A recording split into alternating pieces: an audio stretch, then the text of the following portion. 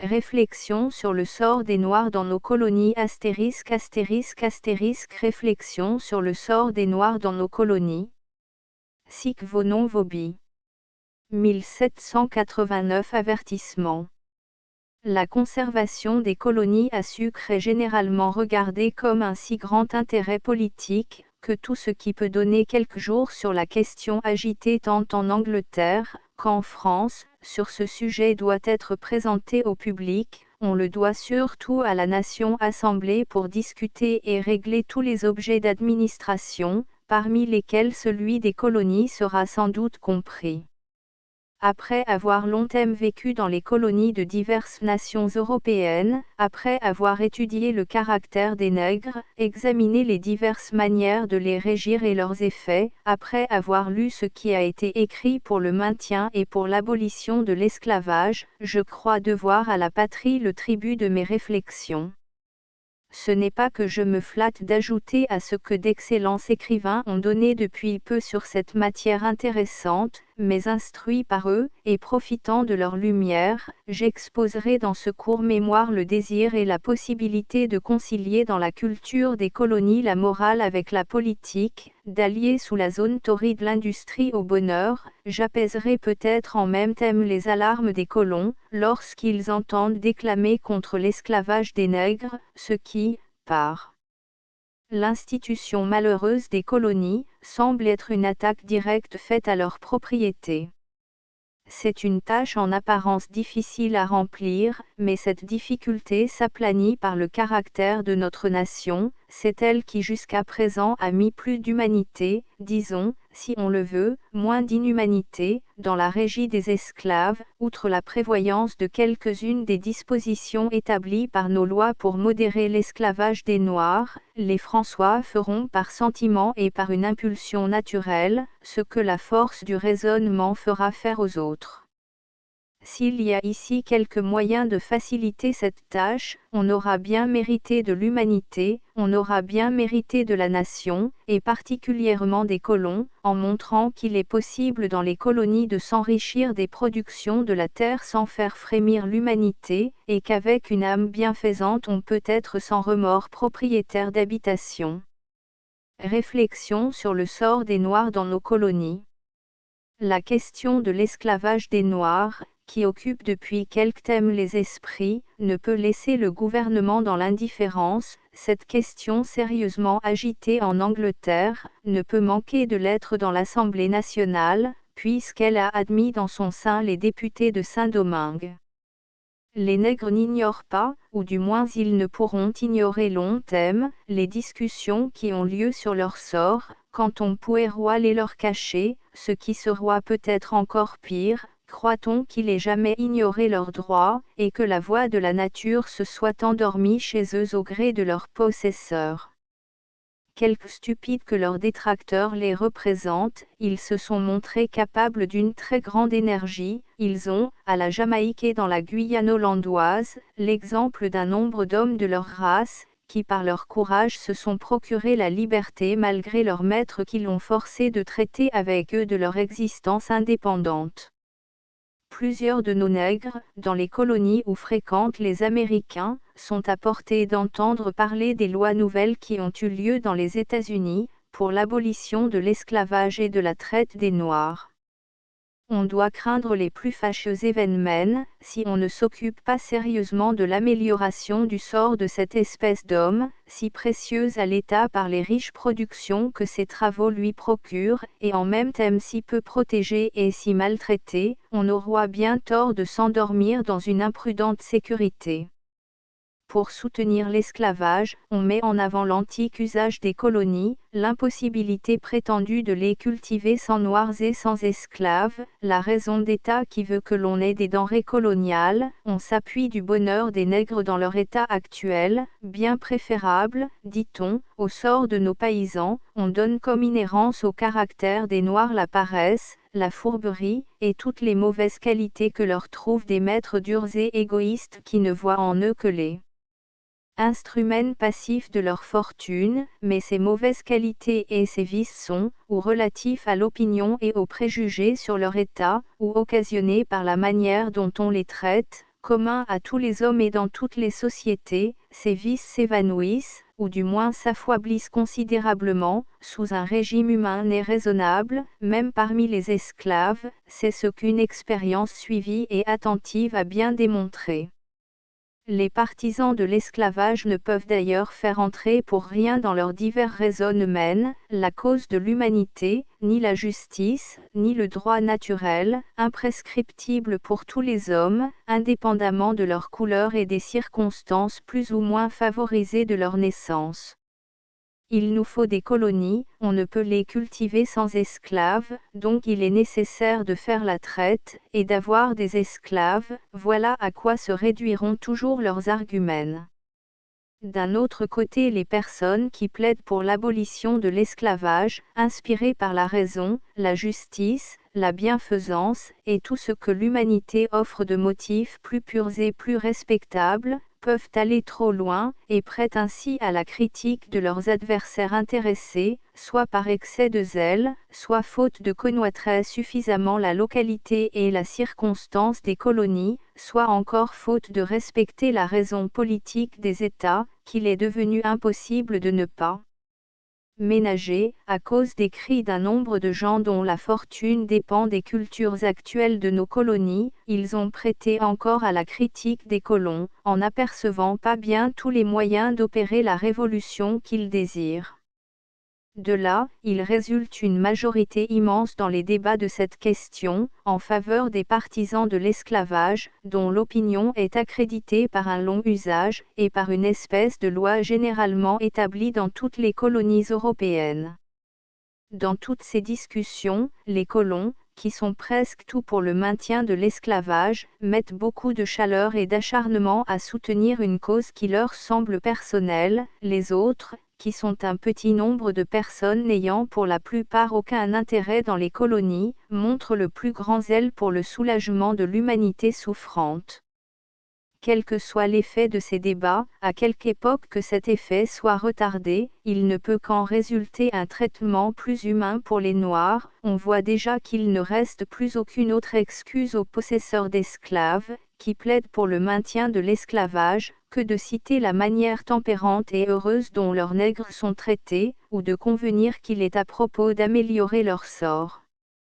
De ce choc d'opinion on peut déduire deux vérités incontestables. La première de ces vérités est que l'habitation dont la régie est la plus raisonnée, la moins arbitraire, où les nègres sont catéchisés, où on cherche à leur donner des mœurs, où ils ont quelques propriétés, et une espèce d'existence sociale, est aussi celle qui rapporte des revenus plus constants à son propriétaire, et que moins les nègres sont malheureux plus leur maître s'enrichit. Les partisans de l'esclavage en conviennent eux-mêmes. La seconde vérité, déduite comme l'autre des objections des colons qui soutiennent l'esclavage, est que les projets d'humanité que l'on manifeste en faveur des Noirs ne peuvent s'exécuter en bonne politique qu'avec du temps et des gradations, qu'un affranchissement illimité est subi, sans exception ni condition, remplira mal le but qu'on se propose, et même offrira des inconvénients. En effet, on doit convenir que les nègres nouveaux, ceux non encore accoutumés à notre langue et à nos usages, ne pourront sans danger pour nos plantations, ni sans un inconvénient pour eux-mêmes, être tous à la fois remis en liberté sans intervalle ni précaution. C'est ainsi que des yeux affaiblis par une longue obscurité ne pourront revoir subitement la lumière sans en être éblouis. Il faut la leur rendre par degrés et avec attention. Cette difficulté est même si forte qu'elle rendra la destruction de l'esclavage comme impossible, si on ne commence soit par faire finir la traite des Noirs, qui vient sans cesse verser des nègres nouveaux dans nos colonies, mais il n'est plus possible de se dissimuler, d'après les faits exposés à la connaissance publique sur la traite des Noirs, que ce commerce offre des actes de barbarie si atroces, si continuels et si indispensables à son entretien, que les personnes honnêtes qui désirent conserver l'esclavage des Noirs dans nos colonies, en le rectifiant, ne peuvent plus raisonnablement soutenir la continuation de ce commerce d'esclaves. Connaissant le pour et le contre de cette question, et les colonies par une assez longue expérience, je crois pouvoir dire avec assurance qu'il est nullement impossible, qu'il est même utile et politique de préparer les voies pour l'abolition de l'esclavage, qu'on peut parvenir à ce but en ménageant la raison d'État, la politique des nations, en conservant nos colonies à sucre, sans déranger en rien les propriétés foncières des habitants, ni diminuer leurs revenus. Le terme dans lequel on pourrait rendre par gradation la liberté aux nègres ne sera point fort éloigné, et les bonnes dispositions de plusieurs colons François l'abrégera plus qu'on ne pense, car ce sera à tort que l'on regardera tous les propriétaires d'habitation dans les colonies comme des hommes barbares. Plusieurs ont une disposition humaine et bienfaisante, qui ne produit, il est vrai, que des effets précaires et momentanés, toujours dérangés par leurs successeurs ou par leurs gérants, mais la faute en est au législateur qui a établi et autorisé l'esclavage, qui en maintient sévèrement la police et la durée, et non pas à la plupart des habitants qui le trouvant dans leurs héritages, le trouvant dans tout ce qui les environne depuis des siècles, suivent un usage avec lequel ils se sont familiarisés dès leur enfance, et une loi qui les empêchera de suivre un autre système. Plusieurs colons ne demandent pour bien faire que d'être éclairés sur leurs véritables intérêts, mais c'est ce qu'on obtiendra que par l'expérience et avec le temps, et à mesure que la législation elle-même reformera l'institution qu'elle a faite et consolidée. Toutes les âmes honnêtes, sensibles et désintéressées sont déjà persuadées avant que j'aie parlé, mais il faut démontrer à l'administration, il faut prouver aux colons qu'on peut opérer ces changements heureux par des moyens tranquilles et sûrs, en faisant l'avantage des habitations. Il est nécessaire pour cela de se dégager de toute prévention, et de réfléchir avec impartialité sur les différents points de vue qu'offre cette question importante. Je vais exposer les moyens par lesquels je crois que l'on parviendra à rectifier graduellement l'institution vicieuse des colonies, en conservant leurs habitations et leur culture. Premier moyen. L'abolition de la traite des Noirs. La traite des Noirs offre une question intimement liée avec celle de l'esclavage, parce qu'elle lui sert d'aliment, parce qu'il semble aux colons que si la traite cessait, la population des colonies se réduira bientôt à rien, et leur culture dépérira à mesure, et que puisque l'esclavage est autorisé, la traite doit l'être également, mais il n'y a que le machiavélisme le plus affreux qui puisse plaider pour la continuation de cet odieux commerce. Footnote 1, Return, on avoue que n'étant pas instruite de toutes les cruautés par lesquelles s'opère cette traite des Noirs, ne les soupçonnant pas même possibles, des personnes honnêtes et bien intentionnées ont pu, entraînées par la législation et les circonstances, ne pas avoir de ce trafic toute l'horreur qu'il doit inspirer, mais depuis la publication des faits authentiques consignés dans les ouvrages de Clarkson, de Froissart, etc., on ne peut plus regarder la traite des esclaves comme un tissu d'atrocités. Que le lecteur qui n'en sera pas encore convaincu, lise ces ouvrages avant d'aller plus loin. Qu'importe que nous soyons injustes et barbares, pourvu que nous nous enrichissions. Voilà en peu de mots à quoi on peut ramener toutes les raisons qu'on apporte pour soutenir ce commerce, mais si ce n'est pas seulement une injustice, si c'est encore une erreur, si ce commerce loin d'être profitable n'est que nuisible aux intérêts de la nation, que deviendra l'unique argument avec lequel on prétend en maintenir la continuation? Cette traite considérée politiquement n'offre que des désavantages. 1 degré. Elle corrompt les mœurs d'une partie de notre nation, en la familiarisant avec des actions féroces, en y faisant concourir plusieurs sujets à qui on finit par faire regarder ces actions comme légitimes, en accoutumant un nombre de personnes à spéculer leur fortune sur la destruction de l'espèce humaine. 2 degrés. Elle ne procure des bras aux cultures des colonies qu'en faisant périr par les guerres, par les injustices, par les duretés des traversées, par les mauvais traitements, et par le désespoir, beaucoup plus de nègres que nous n'en acquérons. 3 degrés.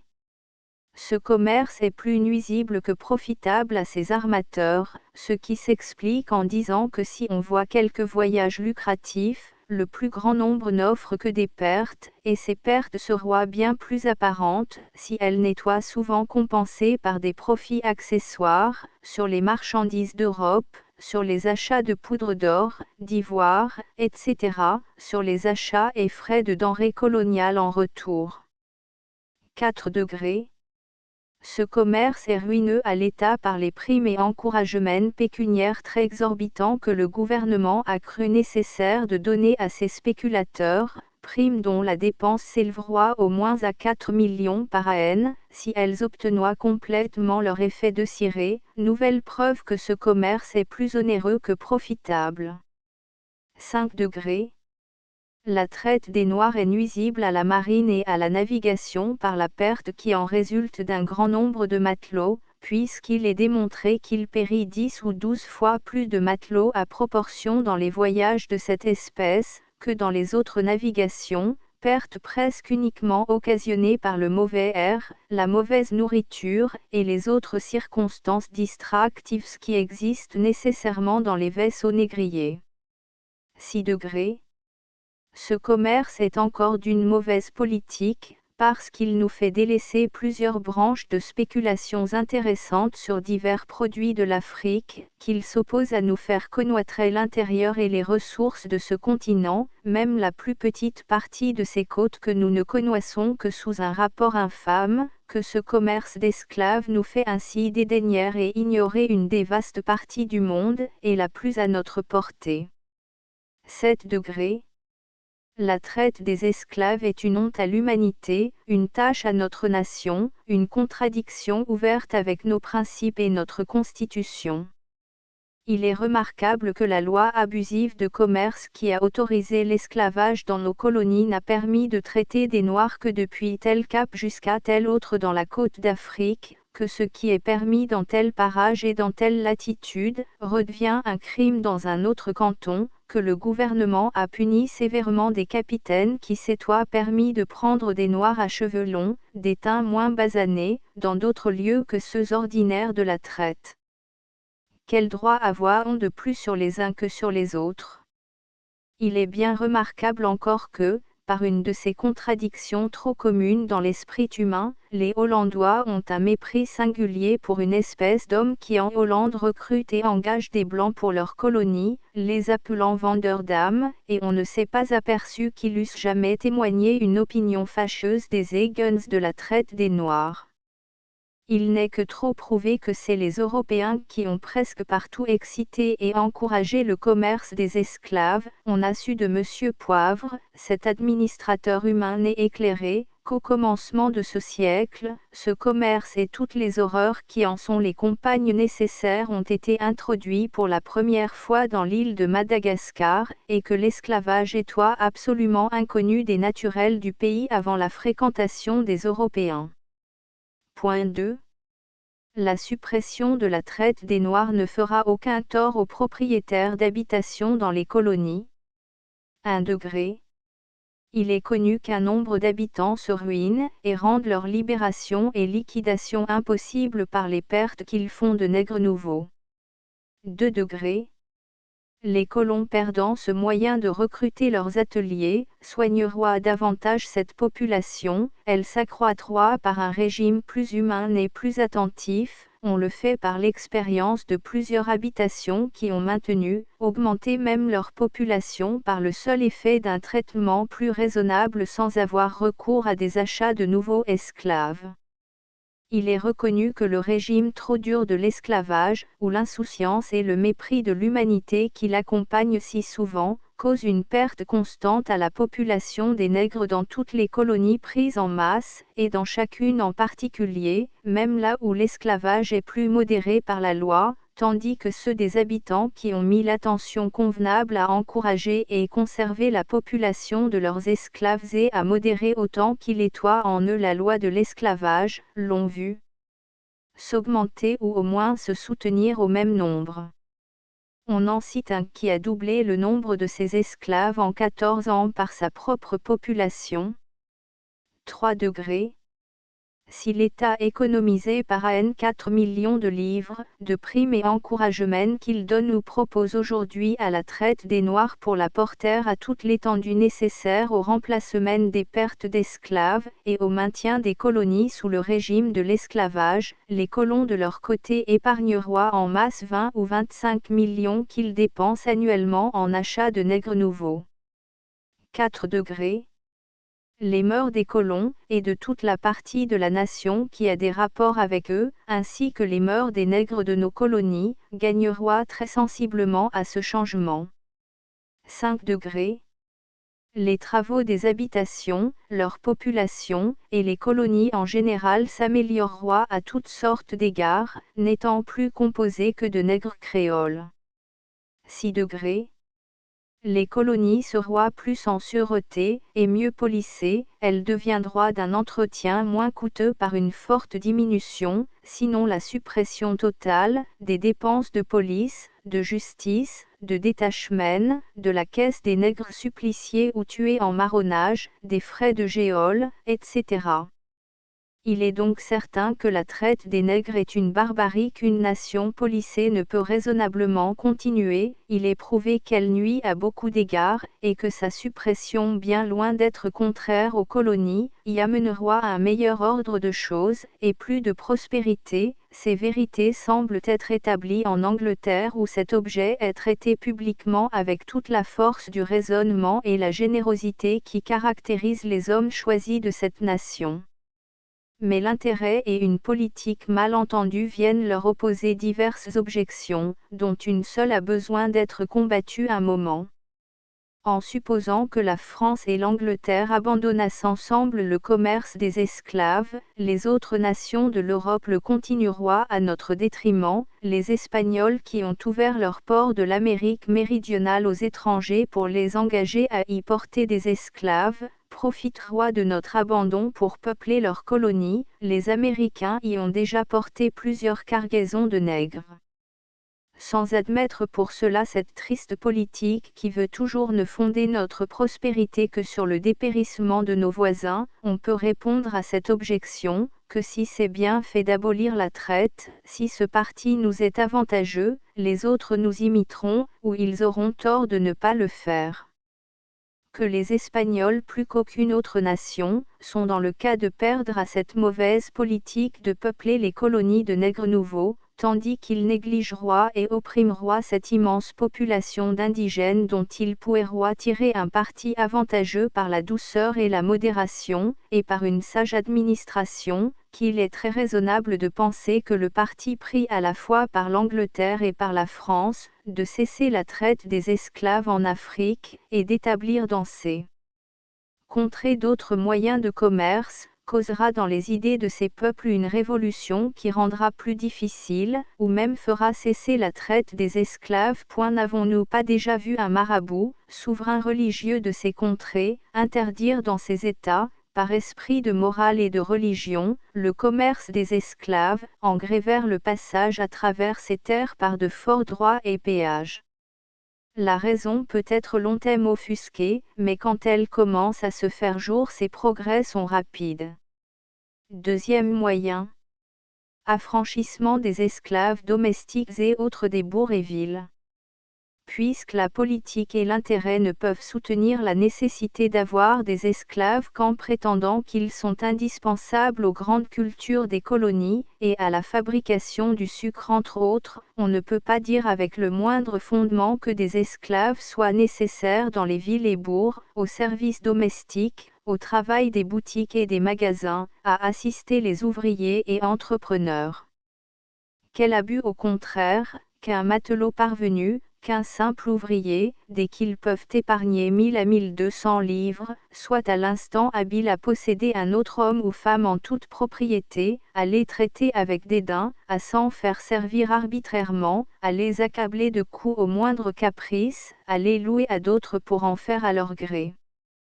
Quelle indignité et quelle dégradation à la nature humaine, que cet usage, si général dans les villes et bourgs des colonies, pour la plupart des Blancs, d'acheter des femmes, bien plus souvent dans des vues méprisables, que pour le service domestique, de leur donner ensuite la liberté pour récompense de leurs vices. Ou, ce qui est encore pis, de les revendre au moindre caprice ou mécontentement. Loin que cette partie d'esclaves serve au progrès et au maintien des colonies, il est aisé de voir qu'elle est infiniment nuisible à la police, au bon ordre et aux mœurs, qu'elle est distractive de la population, et que ce sont autant de bras enlevés aux cultures. Un premier pas très essentiel à faire, après l'abolition de la traite, doit donc être celui de renvoyer à la culture, ou d'affranchir sans exception quelconque, tous les esclaves domestiques, journaliers, ouvriers et autres, des villes et bourgs. Les habitants gagneront à cette disposition une augmentation de bras, qu'arriveront à ils. Des gens qui vivent uniquement dans les villes, du tribut qu'ils reçoivent de 2 ou 3 esclaves seront obligés de les revendre, ou de chercher avec eux dans la culture des moyens de subsister. Quiconque connaît bien les colonies, sait que la saine administration cherche toujours, mais sans succès, à diminuer le nombre partout trop grand des nègres de journée, comme très nuisible à bien des égards. Les particuliers qui possèdent en propriété des domestiques louroient des affranchis, ils en seront mieux servis, la plus grande cherté en apparence de ce service, sera qu'on aura moins de serviteurs inutiles, et ce sera autant de bras rendus aux cultures. Mais, dira Théon, où trouver des domestiques libres? Il n'y a pas assez d'affranchis à pouvoir prendre à gage. Quand cette objection sera fondée, ce sera un bien petit inconvénient du moment, auquel on trouvera bientôt le remède, et on entrevoit que cette disposition procurera des moyens honnêtes de substituer à la race des affranchis, des mulâtres et métis libres des deux sexes, qui dans l'état actuel, vivent pour la plupart d'une manière précaire et incertaine, dans la nonchalance, l'oisiveté et le désordre. Les marchands qui, pour le transport de leurs ballots, barriques et effets, etc., louent des nègres journaliers, ou en possèdent quelquefois en propriété, ne perdront rien à cette disposition, ils loueront des affranchis, et l'on ne peut douter que, puisque les nègres esclaves se louent pour rapporter l'argent qu'ils gagnent à leur maître, on ne les loua encore bien plus facilement pour ces travaux et mouvements, dans l'état de liberté, et lorsque le profit leur appartiendra en entier. On n'aura plus d'esclaves pour ces sortes de travaux, ceux qui en ont actuellement les revendront aux colons cultivateurs, on réduira le nombre des journaliers libres au strict nécessaire, et on ouvrira par là une ressource honnête à la race des affranchis mulâtres et métis. Ce maçon, ce charpentier, qui, parvenus par le travail de leurs mains et leur industrie à posséder un, deux, ou plusieurs esclaves dont ils forment leurs ateliers, s'enrichissent et deviennent ensuite d'indolents sybarites, et les égaux de ceux qui naguère les tenaient à leur gage, se retireront s'ils se trouvaient assez riches, ou loueront à titre de journaliers des ouvriers pour les assister. On ne verra plus, comme par le passé, des ouvriers blancs devenir aussi puissamment riches dans un petit nombre d'années, mais avec des gains moins rapides ils conserveront mieux leur activité et leur industrie. Il se formera des ouvriers excellents parmi les nègres et gens de couleur, il s'établira dans les villes plusieurs familles aisées d'artisans et gens de tout métier, et la population ne pourra qu'y gagner. La faculté laissée, à ceux qui ne seront pas assez riches, de donner la liberté à leurs esclaves domestiques et ouvriers, ou de les revendre aux habitants cultivateurs, ou de les appliquer eux-mêmes à la culture, empêchera que personne ne pût rien perdre à cette disposition. Troisième moyen. Affranchissement des mulâtres. Si, comme on l'a dit, au moyen précédent, il ne faut des esclaves que dans les habitations, il est bien reconnu que les mulâtres et métis ne sont jamais, ou presque jamais, des esclaves attachés à la culture, il faudra non seulement par cette raison, mais encore dans des vues d'une saine politique et d'une juste administration, affranchir toute la race, du moins celle à naître, des mulâtres et métis.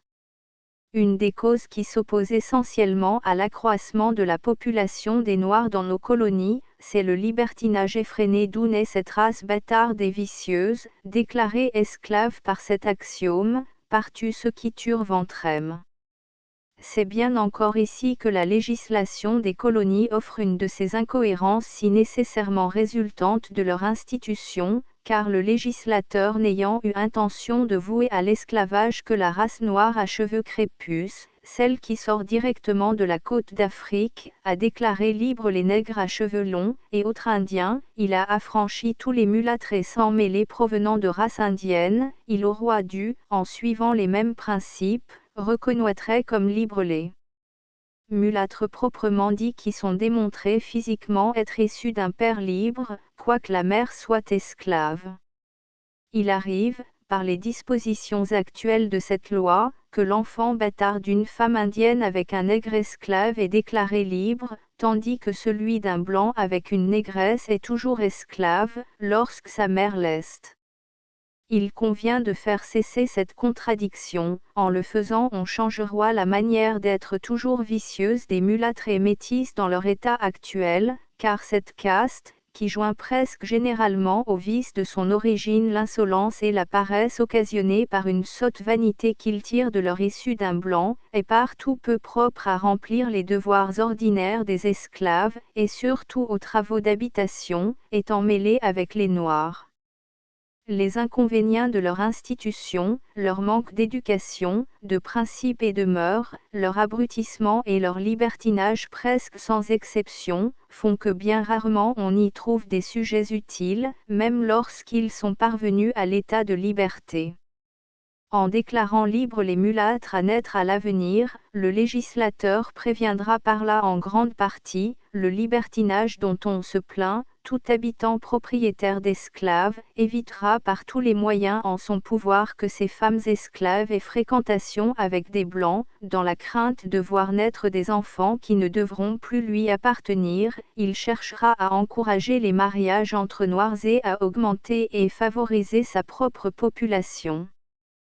Plus de tranquillité et de bon ordre dans les ménages nègres concourra très sensiblement à ce but désirable, et si, par suite nécessaire des passions et de la faiblesse humaine, il y a encore, après ce parti pris, des fréquentations de blancs avec des négresses, les cas deviendront beaucoup plus rares, les enfants qui en proviendront, devenant par leur état de bâtards libres, les enfants de l'État, seront instruits et élevés par les soins de l'administration, à défaut de ceux de leur père naturel. Ils donneront pour la plupart des sujets aux divers métiers et talents utiles, à la culture, à la navigation, on les verra s'établir convenablement avec des femmes de même espèce, dont l'éducation au roi était plus soignée dans ses vues. Cette proposition étant le produit de mes propres réflexions, j'ai trouvé qu'un ancien administrateur des colonies dont la mémoire est considérée avoir eu cette même idée, je l'ai trouvé encore dans un excellent auteur anglois, dont je rapporterai ici un passage. Je ne vois pas qu'il puisse résulter aucun inconvénient de l'affranchissement de tout enfant mulâtre, on peut objecter à cette proposition, quel endroit à encourager le commerce illégitime des Blancs avec les négresses, dont je viens de montrer les mauvais effets. Je réponds que l'affranchissement des mulâtres fera bien plutôt dans le cas de réprimer cette fréquentation, par la raison que, dans la position actuelle, les habitants voient avec indifférence naître des mulâtres sur leurs habitations, bien assurés que ce seront pour eux des esclaves de plus pour leurs travaux, ou qu'ils en retireront un bon prix, en les vendant à leur père naturel, qui le plus souvent cherche à les racheter. J'ajouterai qu'au contraire ces habitants chercheront le plus qu'ils pourront à décourager les fréquentations des Blancs avec leurs négresses, dès qu'ils verront que leur intérêt ne s'y trouve pas, et qu'alors ils emploieront tous leurs efforts pour multiplier sur leur possession, la race noire sans mélange. Quatrième moyen. Établissement d'une régie humaine et uniforme dans les habitations. L'adoption des trois moyens précédents, tendant évidemment au bon ordre des colonies, à leur sûreté et à l'augmentation de leur population, ne fera rien perdre à aucun de leurs propriétaires. laissant subsister toutes les habitations dans leurs travaux et manufactures actuelles, avec la police qui convient aux divers ateliers qui les composent, il faudra que l'on s'occupât sérieusement d'y établir partout avec uniformité, une législation bien réglée et bien raisonnée qui n'aura plus rien d'arbitraire, et par laquelle on assurera l'ordre des travaux et l'exactitude de la discipline. On demandera par qui sera établie cette législation. Si les colons, affranchis des entraves dont ils se plaignent, jouissant des droits de citoyens et de propriétaires, avoient des assemblées coloniales bien composées, le choix de chaque colonie, si l'administration qui est à leur tête avoit toujours une marche assurée constante et éclairée, il n'est point chimérique de penser que ces assemblées elles-mêmes proposeront ces règlements de police et cette législation humaine et uniforme qui conviendra à toutes les habitations, et auxquelles chacun sera tenu de se conformer, d'où résultera le plus grand bien de chacun en particulier, et celui de chaque colonie en général.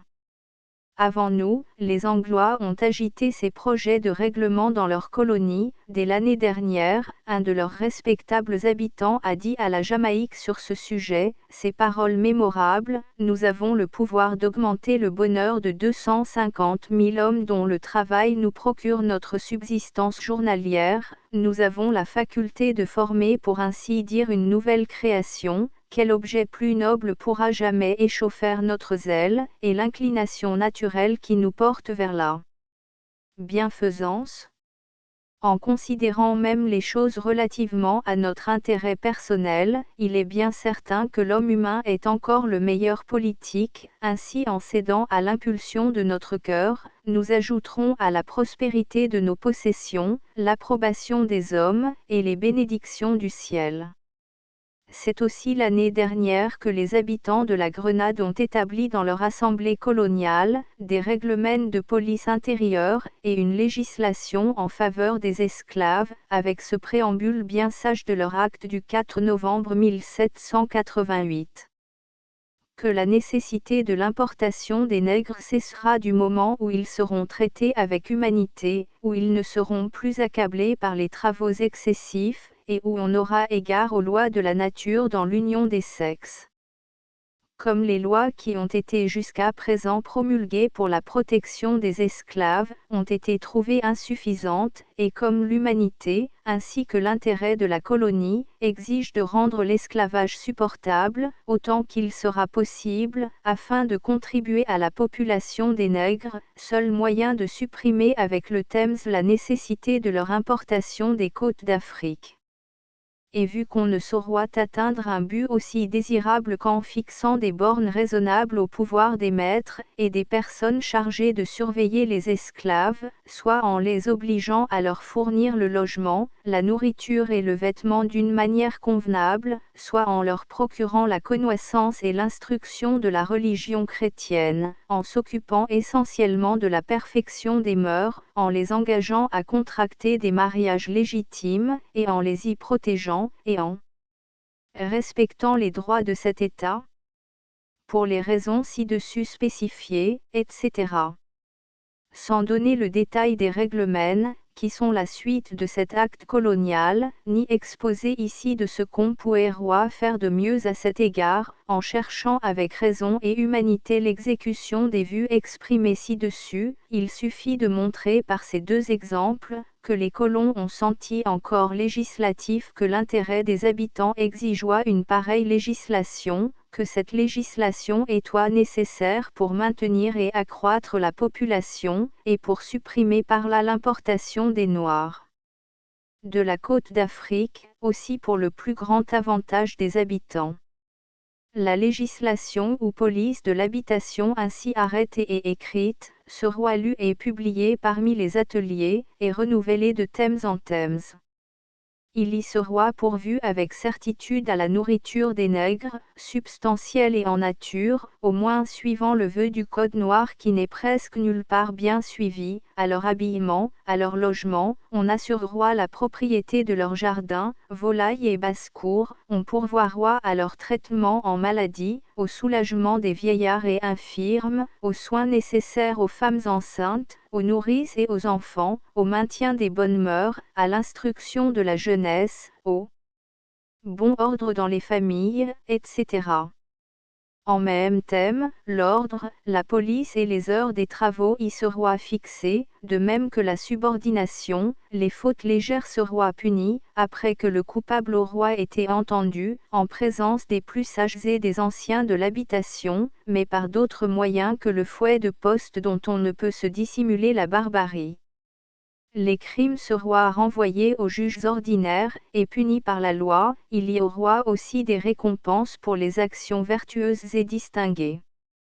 Certainement bien loin qu'aucune habitation fût dérangée par ces dispositions, il n'est pas une personne sensée qui puisse dire que les colons ne gagnassent infiniment à cette amélioration dans le régime des Noirs, par leur attachement et leur bonne volonté au travail.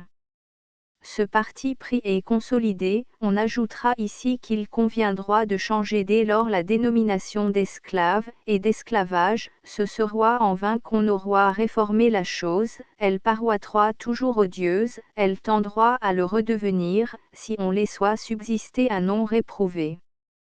En effet, dans l'état raisonnable et modéré, préparé pour les cultivateurs noirs, par de sages règlements, rien d'arbitraire, ni de barbare n'existant plus dans leur traitement, connaissant par ces lois écrites, leurs droits et leurs obligations, ils ne seront déjà plus esclaves proprement dit, ce seront des vassaux attachés à la glèbe, assujettis à travailler comme auparavant pour leurs propriétaires.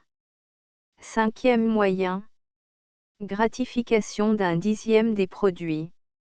Après avoir ainsi réglé d'une manière qui cessera d'être arbitraire, la discipline des ateliers, on promettra à ses vassaux, un encouragement à bien faire et à travailler avec zèle, qui sera une part dans les revenus de l'habitation, part d'abord petite, et seulement d'un dixième des produits nets. Il est plus que probable que ce sacrifice apparent de l'abandon d'une partie des revenus par le propriétaire les soutiendra au moins au même taux, parce que l'intérêt que les Noirs y auront, les excitera à travailler avec la meilleure volonté, à concourir avec zèle au progrès des plantations, et à l'exploitation des denrées, à empêcher les vols, les pertes de thèmes, et les divers abus que le régime dur de l'esclavage multiplie.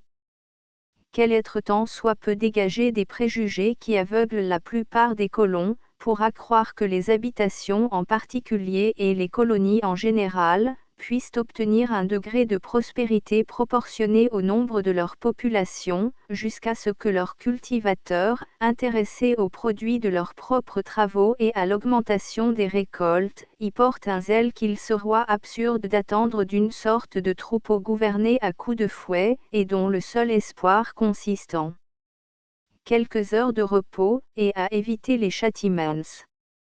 Si on pouvait douter de l'effet de cette gratification, je dirais que Jean ait fait l'épreuve avec le plus grand succès. Sixième moyen. Augmentation successive de gratification, ou part dans les revenus, accordés aux nègres cultivateurs.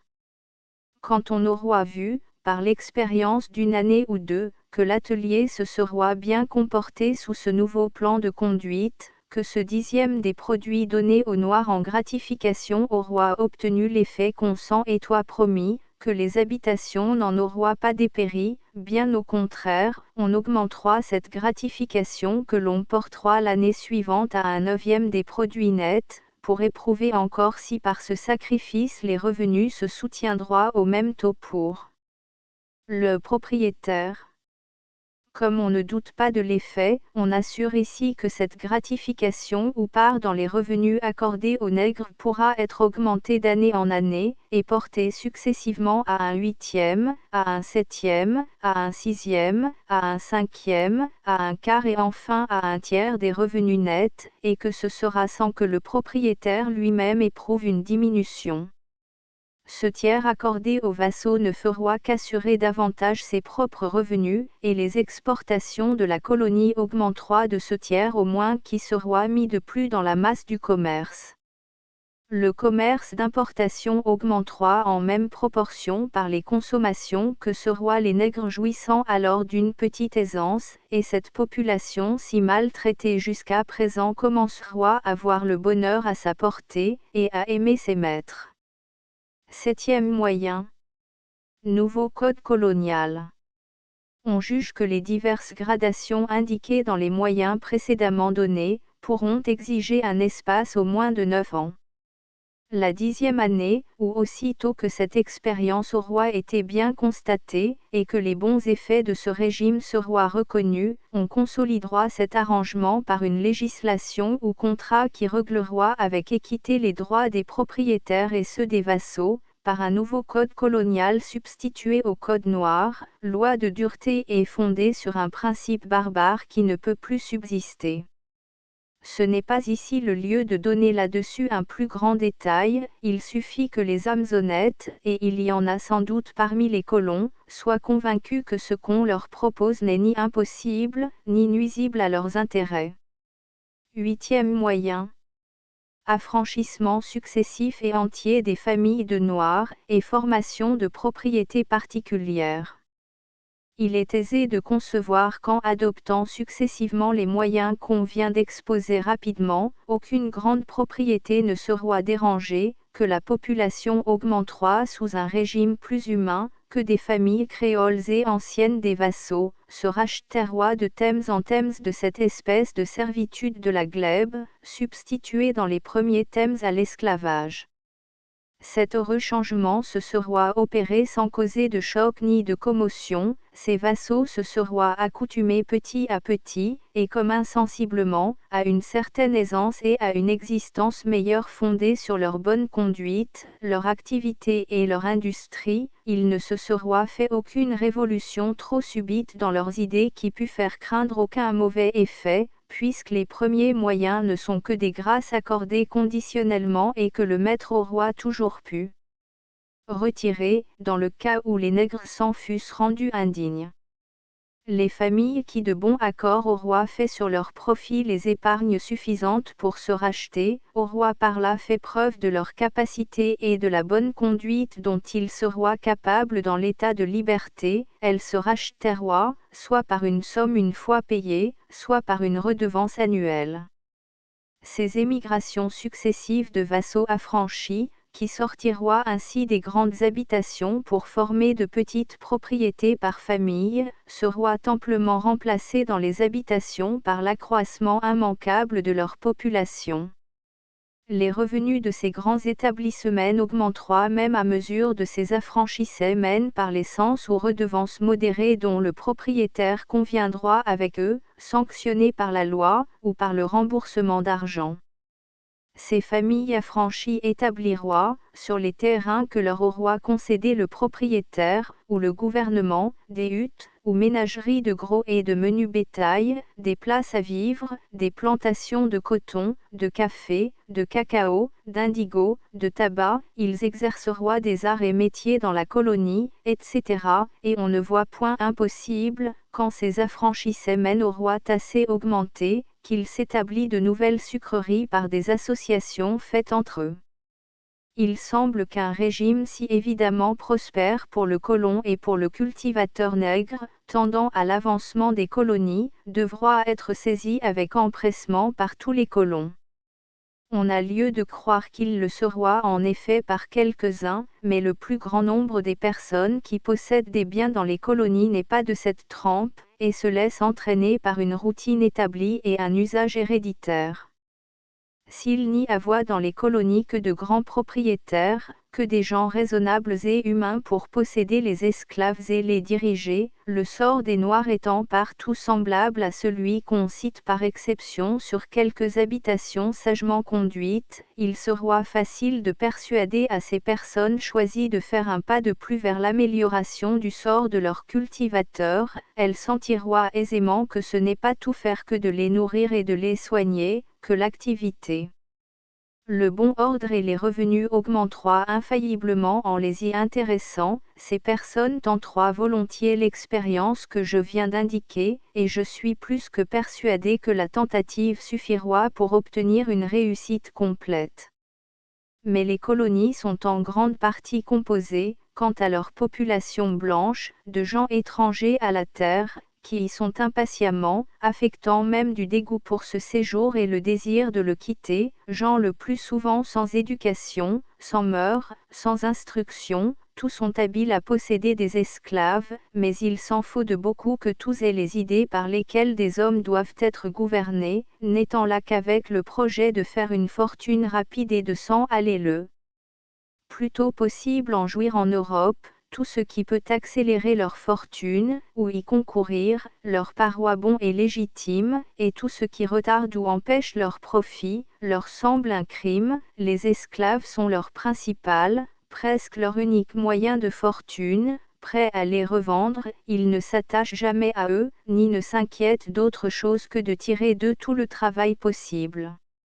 Ce n'est pas de cette espèce inférieure, qui forme le plus grand nombre, que l'on doit attendre aucune amélioration.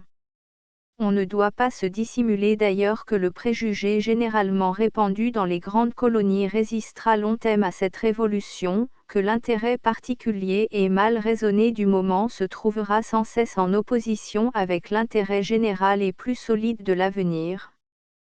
On aura encore à vaincre le préjugé de la plupart des personnes qui ont influence dans cette administration, parmi lesquelles il existe une persuasion assez générale que l'esclavage est essentiellement nécessaire à l'existence et à la prospérité des colonies, et que la traite des Noirs est indispensable au maintien et à l'accroissement de leur population. En supposant que quelques personnes plus éclairées et plus sensibles tentent, en adoptant ces idées, de faire quelques essais particuliers d'amélioration au sort des Noirs, et d'accroissement à leur population, il en résultera pour eux-mêmes et pour le gouvernement beaucoup de bien, mais ces exemples, partiels et bornés au plus petit nombre, ne pourront obtenir complètement leur effet, tant qu'ils seront en opposition directe et en exception au régime établi par la loi, et le système actuel de l'administration née de la législation coloniale, résistera à l'entier développement de ce régime de liberté, jusqu'à ce qu'il fût adopté partout, ce dont on peut difficilement se flatter.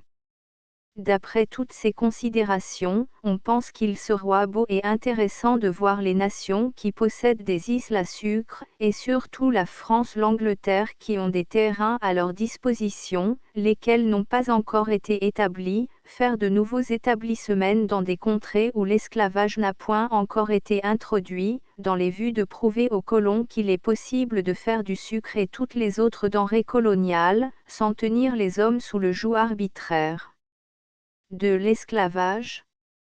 Qui peut douter en effet que si, dans le XVe siècle, on eût ménagé, civilisé et instruit ce million d'hommes que l'on dit avoir été trouvés dans l'île d'Haïti, à présent Saint-Domingue, lors de sa découverte, si on se fût attaché ce peuple doux et hospitalier au lieu de le détruire, si on lui eût joint avec précaution, mesure et politique, des émigrations de gens de métier et de talents, si on en eût agi de même à l'égard des Caraïbes, des Antilles et autres pays de l'Amérique, si on eût établi dans nos colonies une législation sage et humaine, sans jamais songer à ce moyen odieux de l'esclavage, qui peut douter, dis-je, que Saint-Domingue n'eût pu être, sous cette forme différente, bien plus peuplée et plus productive qu'elle ne l'est avec ses 500 000 noirs esclaves. Et les autres colonies n'auraient-elles pas pu prospérer de même par les mêmes moyens ? Qu'il me soit permis de citer ici un passage d'un ouvrage estimé sur les affaires actuelles, attribué à un prélat du premier mérite, où cette même idée est exposée, à la suite d'un raisonnement court et concluant sur l'esclavage.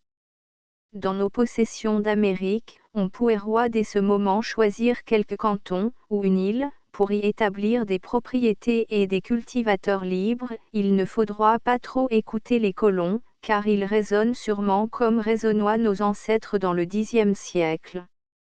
Conclusion. L'esclavage est une institution vicieuse et injuste, la traite des Noirs est une barbarie encore plus condamnable. Que les colonies se maintiennent et que l'esclavage s'y conserve encore quelque temps, puisqu'il n'est que trop vrai qu'il ne peut disparaître que par gradation, à moins de causer des pertes aux colons et du danger à nos établissements, mais il faut proscrire dans l'instant la traite.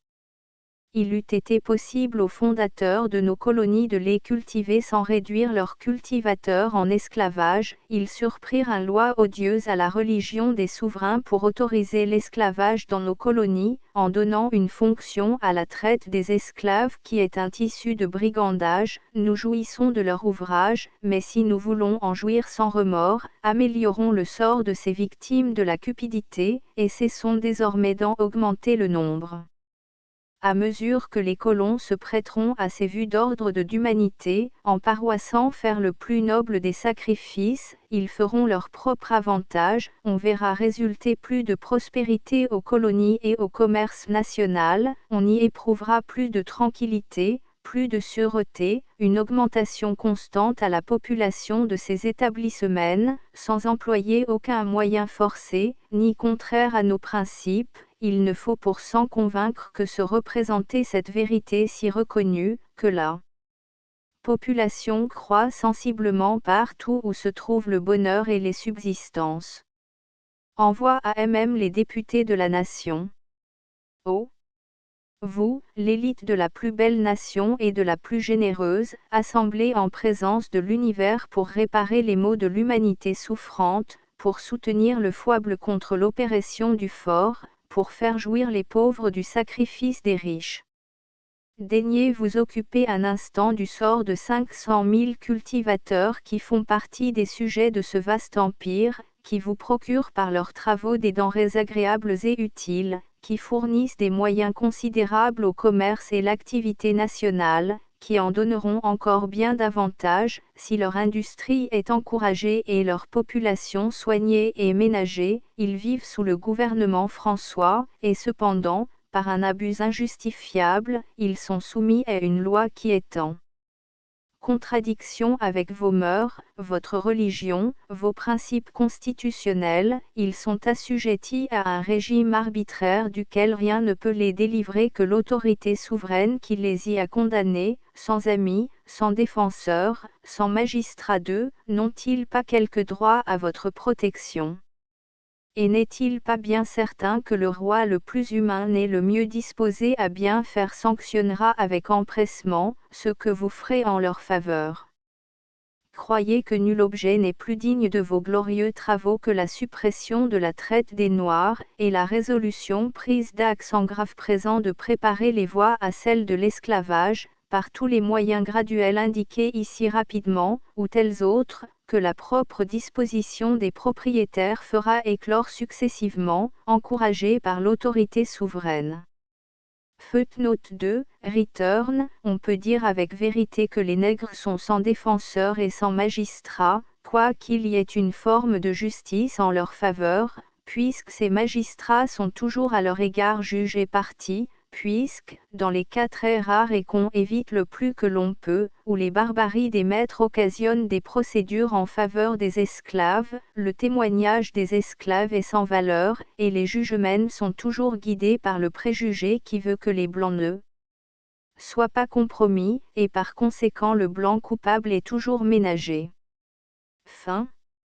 Astérisque End of the Project Gutenberg e-book Réflexion sur le sort des Noirs dans nos colonies Updated editions will replace the previous one. The all editions will be renamed. Creating the works from print editions not protected by US copyright law means that no one owns a United States copyright in these works, so the Foundation, and you, can copy and distribute it in the United States without permission and without paying copyright royalty. Special rule, set forth in the general terms of use part of this license, apply to copying and distributing Project Gutenberg symbol marque commercial electronic works to protect the Project Gutenberg symbol marque commercial concept and trademark. Project Gutenberg is a registered trademark, and may not be used if you charge for any book, except by following the terms of the trademark license, including paying royalty for use of the Project Gutenberg trademark. If you do not charge anything for copy of this ebook, complying with the trademark license is very easy. You may use this ebook for nearly any purpose such as creation of derivative works, report, performance and research. Project Gutenberg ebooks may be modified and printed and given away. You may do practically anything in the United States with ebooks not protected by US copyright law. Redistribution is subject to the trademark license, especially commercial redistribution. Start, full license. The full Project Gutenberg license. Please read this before you distribute or use this work to protect the Project Gutenberg symbol mark. Commercial mission of promoting the free distribution of electronic works, by using or distributing this work, or any other work associated in any way with the phrase Project Gutenberg. You agree to comply with all the terms of the full Project Gutenberg symbol mark commercial license available with this file or online at www.gutenberg.org/licence. Section 1. General Terms of Use and Redistributing Project Gutenberg symbol mark commercial electronic works. 1.a By reading or using any part of this Project Gutenberg symbol mark commercial electronic work, you indicate that you have read, understand, agree to and accept all the terms of this license and intellectual property, trademark/copyright, agreement. If you do not agree to abide by all the terms of this agreement, you must cease using and return or destroy all copy of Project Gutenberg symbol mark commercial electronic works in your possession. If you paid a fee for obtaining a copy of or access to a Project Gutenberg symbol mark commercial electronic work and you do not agree to be bound by the terms of this agreement, you may obtain a refund from the person or entity to whom you paid the fee as set forth in paragraph 1.e.8. 1.b Project Gutenberg is a registered trademark. It may only be used on or associated in any way with an electronic work by people who agree to be bound by the terms of this agreement. There are a few things that you can do with most Project Gutenberg symbol mark commercial electronic works even without complying with the full terms of this agreement. See paragraph 1.c below. There are a lot of things you can do with Project Gutenberg symbol mark commercial electronic works if you follow the terms of this agreement and help preserve free future access to Project Gutenberg symbol mark commercial electronic works. See paragraph 1.e below. 1.c. The Project Gutenberg Literary Archive Foundation, the Foundation or PGLAF, owns a compilation copyright in the collection of Project Gutenberg symbol mark commercial electronic works. Nearly all the individual works in the collection are in the public domain in the United States. If an individual work is unprotected by copyright law in the United States and you are located in the United States, we do not claim a right to prevent you from copying, distributing, performing, displaying or creating derivative works based on the work alone as all references to Project Gutenberg are removed. Of course, we hope that you will support the Project Gutenberg symbol mark commercial mission of promoting free access to electronic works by freely sharing Project Gutenberg symbol mark commercial works in compliance with the terms of this agreement for keeping the Project Gutenberg symbol mark commercial name associated with the work.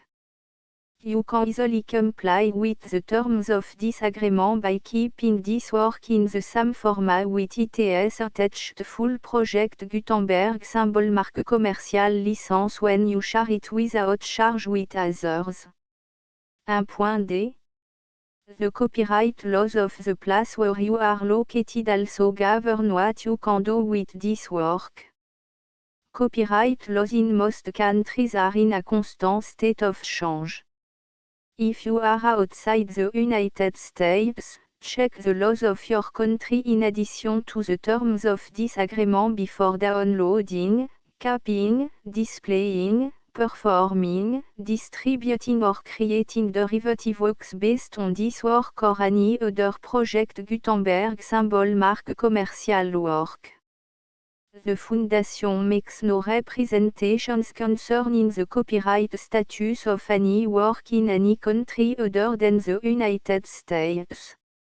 1.e Unless you have removed all references to Project Gutenberg. 1.e.1 The following sentence, with active links to, or other immediate access to, the full Project Gutenberg symbol marque commercial license must appear prominently whenever any copy of a Project Gutenberg symbol marque commercial work, any work on which the phrase Project Gutenberg appears, or with which the phrase Project Gutenberg is associated, is accessed, displayed, performed, viewed, copied or distributed. This ebook is for the use of anyone anywhere in the United States and most other parts of the world at no cost and with almost no restriction whatsoever.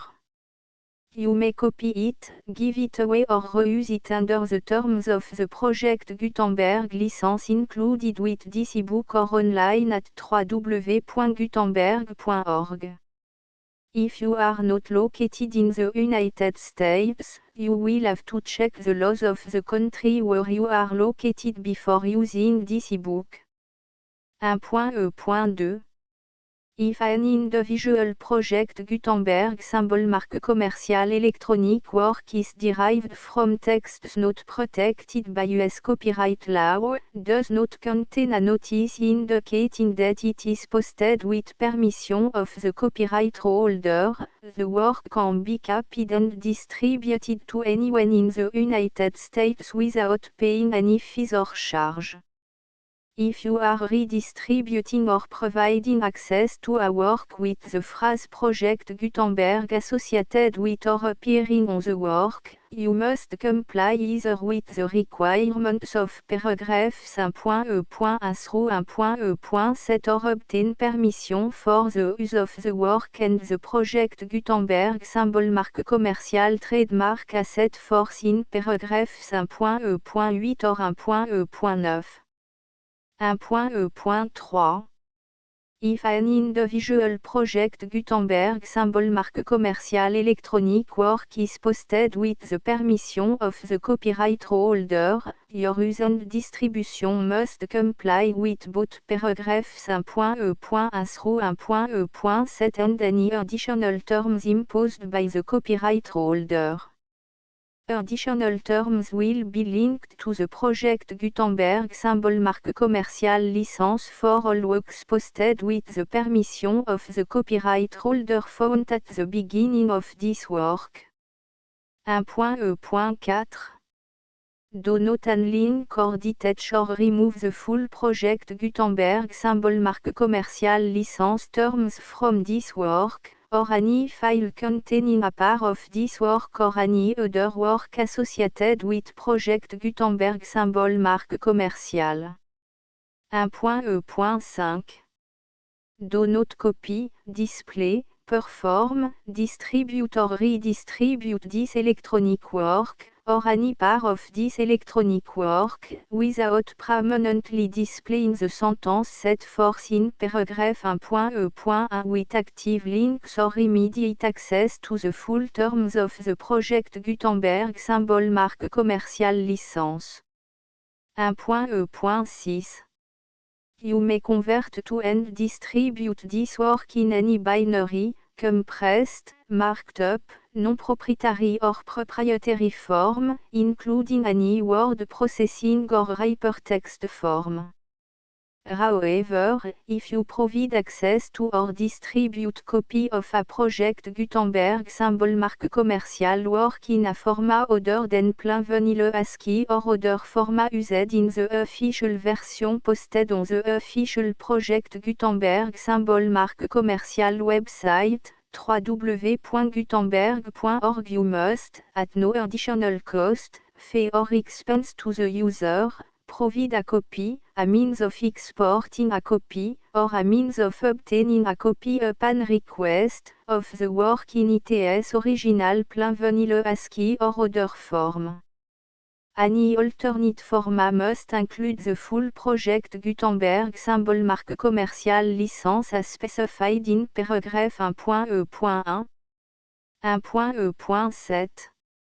Do not charge a fee for access to, viewing, displaying, performing, copying or distributing any project Gutenberg symbol mark commercial works unless you comply with paragraph 1.e.8 or 1.e.9.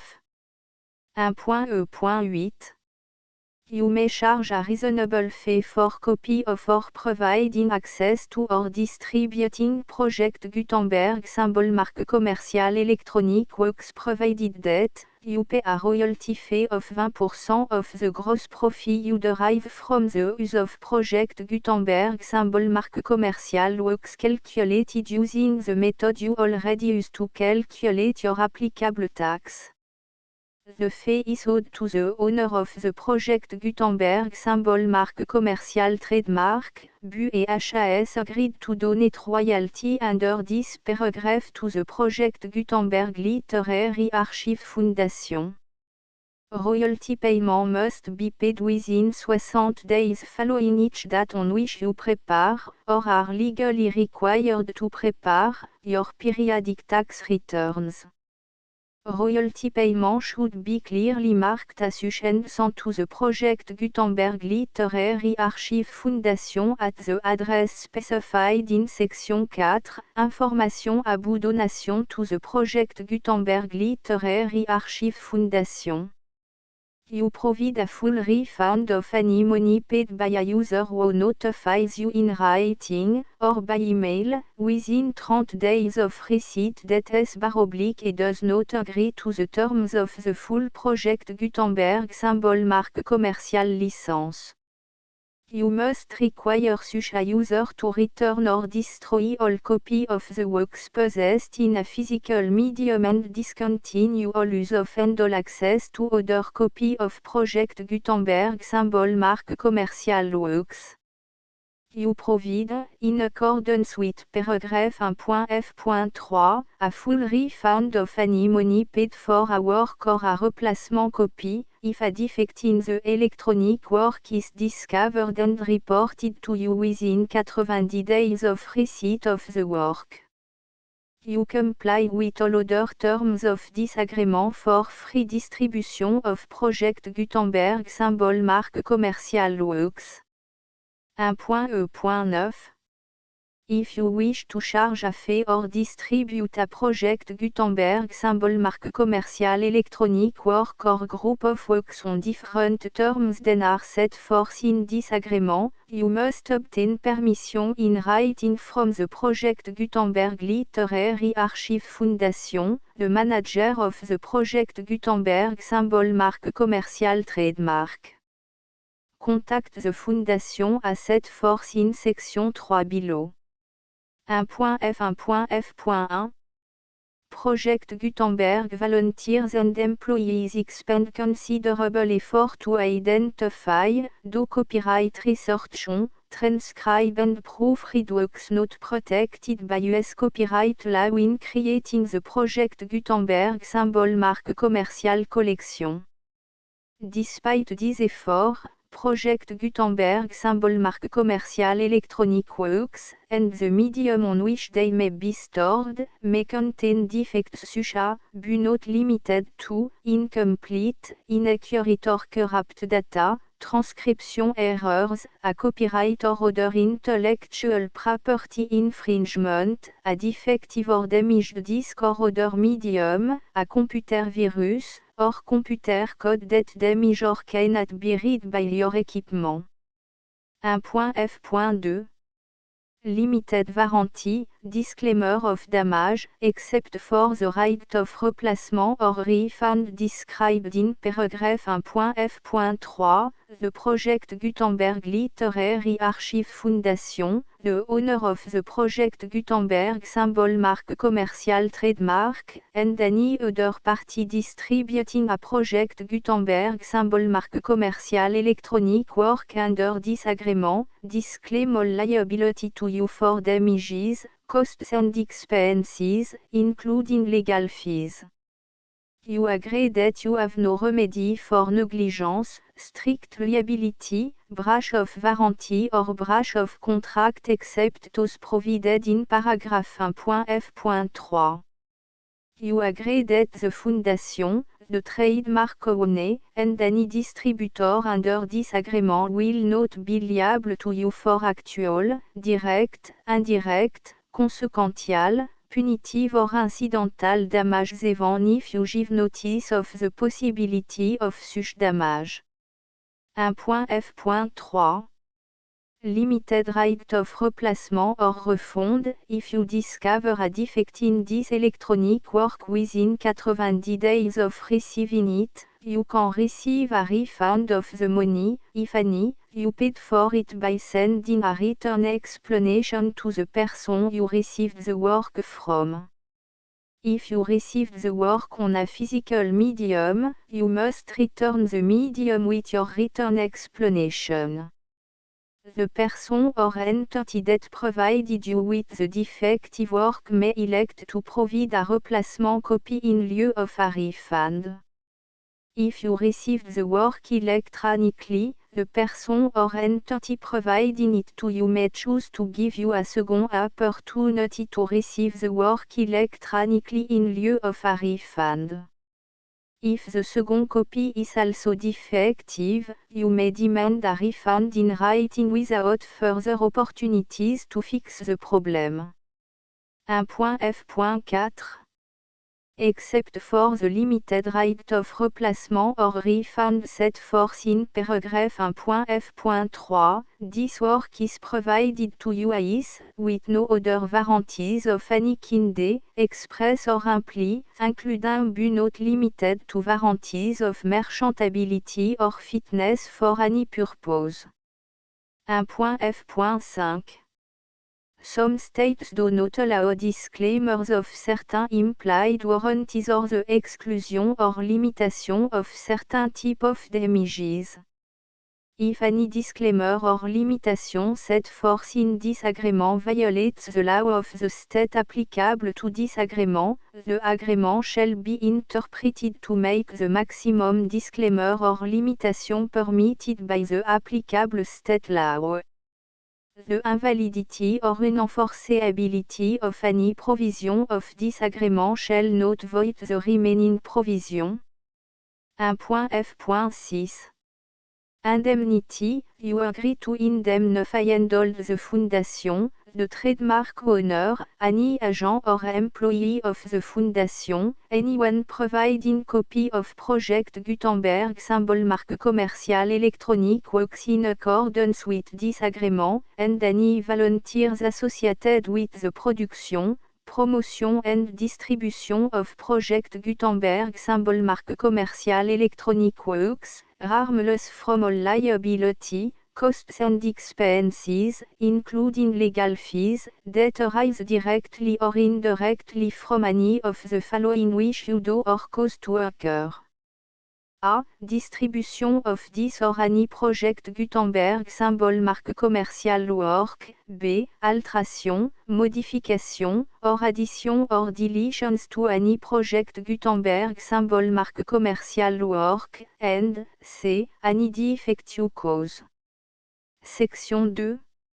Information about the mission of Project Gutenberg symbol marque commerciale. Project Gutenberg symbol marque commerciale is synonymous with the free distribution of electronic works in format readable by the widest variety of computer including obsolete, old, middle-aged and new computer. It exists because of the effort of hundreds of volunteers and donations from people in all walks of life. Volunteers and financial support to provide volunteers with the assistance they need are critical to reaching Project Gutenberg symbol marque commerciale's goals and ensuring that the Project Gutenberg symbol marque commercial collection will remain freely available for generations to come. In 2001, the Project Gutenberg Literary Archive Foundation was created to provide a secure and permanent future for Project Gutenberg symbol marque commercial and future generations. To learn more about the Project Gutenberg Literary Archive Foundation and how your efforts and donations can help, see section 3 and 4 and the Foundation information page at www.gutenberg.org. Section 3. Information about the Project Gutenberg Literary Archive Foundation. The Project Gutenberg Literary Archive Foundation is a non-profit 501(c)(3) educational corporation organized under the laws of the state of Mississippi and granted tax-exempt status by the Internal Revenue Service. The Fondation SEIN or Federal Tax Identification Number is 64 à 6 221 541. Contribution to the Project Gutenberg Literary Archive Foundation are tax deductible to the full extent permitted by U.S. federal laws and your state's laws. The Foundation's business office is located at 809 North 1500 West, Salt Lake City, U84 116, 801, 596 à 1887. Email contact links and up-to-date contact information can be found at the Foundation's website and official page at www.gutenberg.org/contact. Section 4. Information about donation to the Project Gutenberg Literary Archive Foundation. Project Gutenberg symbol marque commercial depends upon and cannot survive without widespread public support and donation to carry out its mission of increasing the number of public domain and licensed works that can be freely distributed in machine-readable form accessible by the widest array of equipment including outdated equipment. Many small donations, $1 to $5,000, are particularly important to maintaining tax-exempt status with the IRS. The Foundation is committed to complying with the laws regulating charities and charitable donations in all 50 states of the United States. Compliance requirements are not uniform and it takes a considerable effort, much paperwork and money fees to meet and keep up with these requirements.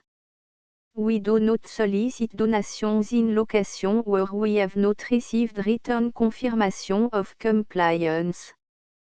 To send donation or determine the status of compliance for any particular state, visit www.gutenberg.org/donate. While we cannot and do not solicit contribution from states where we have not met the solicitation requirements, we know of no prohibition against accepting unsolicited donation from donors in such states who approach us with offers to donate. International donations are gratefully accepted, but we cannot make any statements concerning tax treatment of donations received from outside the United States. US laws alone swam for small staff. Please check the Project Gutenberg web page for current donation methods and addresses. Donation are accepted in a number of other ways including checks, online payments and credit card donation. To donate, please visit www.gutenberg.org/donate. Section 5. Générale information about Project Gutenberg symbol marque commerciale électronique works. Professor Michael S. R. was the originator of the Project Gutenberg symbol marque commerciale concept of a library of electronic works that could be freely shared with anyone. For 40 years, he produced and distributed Project Gutenberg symbol marque commerciale e-books with only a loose network of volunteer support. Project Gutenberg symbol marque commerciale e-books are often created from several printed editions, all of which are confirmed and not protected by copyright in the US unless a copyright notice is included. Thus, we do not necessarily keep e-books in compliance with any particular paper edition. Most people start at our website which has the main page search facility, www.gutenberg.org. This website includes information about Project Gutenberg symbol marque commerciale, including how to make donation to the Project Gutenberg Literary Archive Foundation, how to help produce our new ebooks, and how to subscribe to our email newsletter to read about new ebooks. Réflexion sur le sort des Noirs dans nos colonies. Avertissement. Réflexion sur le sort des Noirs dans nos colonies. Premier moyen. Deuxième moyen. Troisième moyen. Quatrième moyen. Cinquième moyen. Sixième moyen. Septième moyen. Huitième moyen. Conclusion. The full Project Gutenberg licence.